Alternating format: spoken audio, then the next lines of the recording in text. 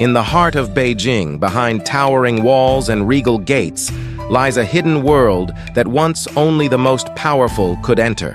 A city within a city, a place of opulence, secrets, and unimaginable power. The Forbidden City. Join us as we step inside the Emperor's palace, unraveling the mysteries of one of the greatest symbols of imperial China. Constructed in the early 15th century during the Ming dynasty, the Forbidden City served as the political and ceremonial heart of the Chinese Empire for nearly 500 years. Spanning over 180 acres, this architectural marvel consists of more than 900 buildings, built with precision and designed to reflect the cosmic order. Its vast courtyards and intricately detailed palaces were not just symbols of wealth. They represented the emperor's divine right to rule. The Hall of Supreme Harmony, Zhonghedian, is the crown jewel of the Forbidden City. Here, emperors were crowned and grand ceremonies took place. The vast throne room with its dragon motifs and ornate golden accents echoed with the voices of those who shaped the destiny of an entire nation.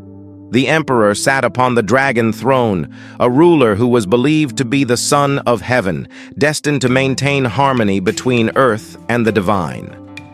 Dragons were everywhere, symbolizing imperial authority and strength. But behind the grandeur, the Forbidden City was more than a palace. It was a prison of sorts for the emperors and their court. Few were allowed in, and once inside, few left. Beyond the ceremonial halls lies the inner court, where the emperor, his family, and a vast number of eunuchs and servants lived. Life here was secluded, shielded from the outside world.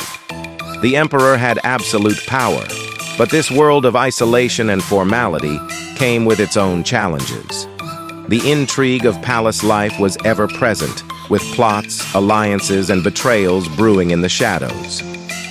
In contrast to the rigid structure of court life, the imperial garden offered a rare glimpse of serenity.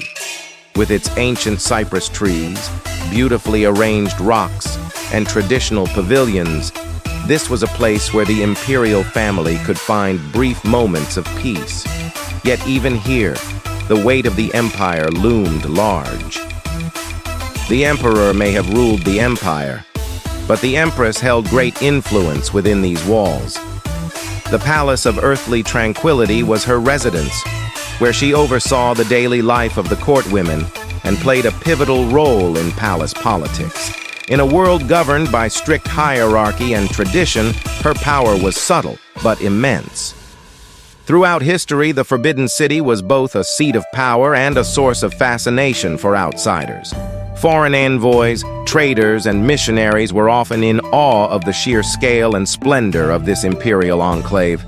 But even as the world around it changed, the Forbidden City remained a fortress of tradition. Today, the Forbidden City stands as a monument to China's imperial past, welcoming millions of visitors each year.